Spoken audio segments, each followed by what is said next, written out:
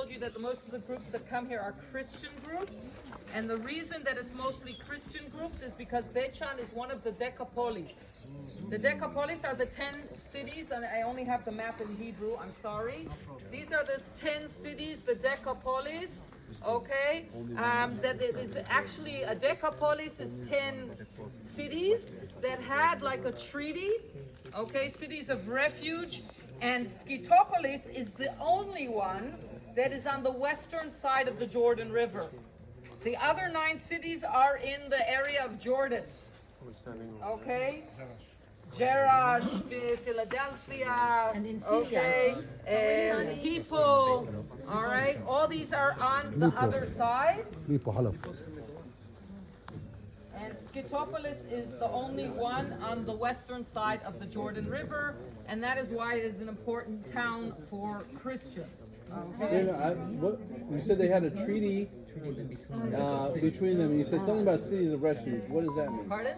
You said something about cities of refuge. What does that City mean? of refuge. Not in the Jewish terms. You're Not talking about Jewish something terms. else. Not Jewish terms in Christian terms. What, Christians who were what is persecuted. a Christian? Oh, Christians who were persecuted could go to one of the 10 cities, and they were not persecuted. These were cities that had a combined treaty in between them, In between them. that they helped each other They and helped say each other out. And Rome gave them some level of So sovereignty. now yes. Sanctuary Yes. cities. you're talking about a later time because at A much later the time of Jesus we're also talking about the Decapolis, but Yes. This is on the next generations. Next generation. It's more Paul, I think. It's more than Jesus. okay. Okay. All right. So what do we have here? We have here a model of the city of Skytopolis, and what time period do you think this is from? Roman. Byzantine. Roman independence. All of it. What do you see? All of it. I see theater, Actually, amphitheater. Roman independence. you are correct. It is Byzantine. Byzantine. And why? For 2 reasons. First of all, when we take a picture of ourselves and we put it on Instagram, what picture are we going to put? The best. The best, when we look the best, when we're at the finest time in our lives, right? And it's the same here in Skytopolis. Skytopolis reached its height, its zenith, actually in the Byzantine period.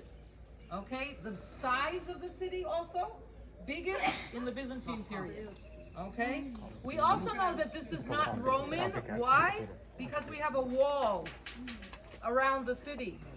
In the Roman time, there was no wall. There were gates. The gates are Roman, okay? The gates are Roman, but there was no wall because it was Pax Romana. They didn't need the Peace time. okay? And the strength of the city, they didn't need the wall. In the Byzantine time, they put up a wall. I don't know, as the city grew and expanded, it's a low wall. What happened? I told you in the Hellenistic time, the end of the tel is Hellenistic.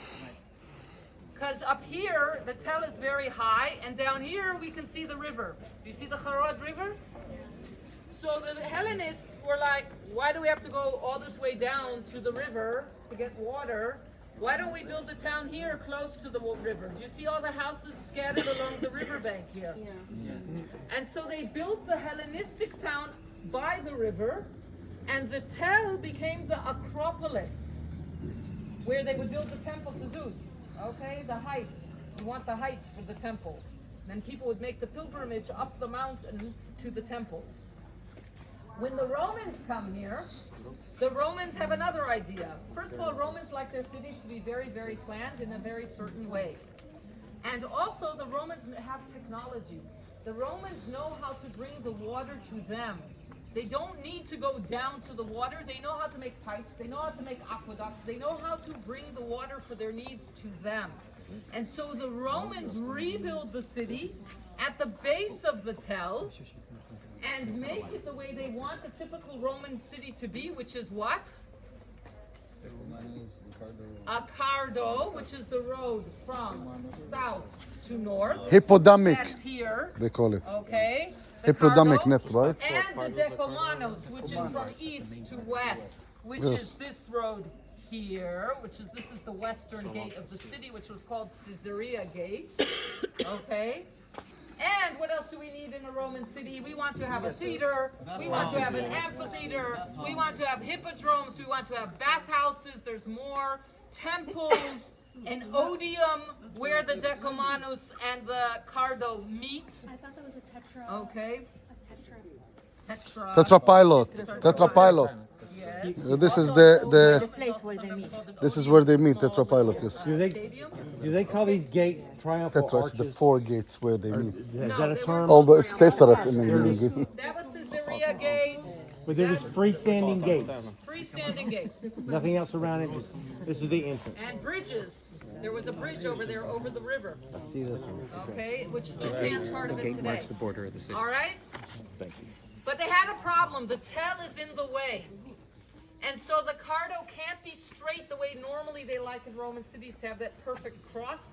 Here it has to go around the tell and continue that way. And the Decumanus also is very crooked, which is not usual in a Roman city. The neighborhoods they build are typical Roman neighborhoods, what we call insulas, a grid city, which is still the way we build today in modern day cities. But as I said, the city reaches its zenith, it reaches its peak in the Byzantine period, when the population of the city we believe to have been 40 to 50,000 people. Today, the modern city of Beitan we have here less than 30,000 people. Okay, it's going up, but we're still far from being where we were in the Byzantine times. Okay, I want to let the other group come to the model. Sarah, move just over. one thing. Point on the model where we are, so people can get the idea. Okay, we are standing over here. Facing Okay. which way? Facing towards the top.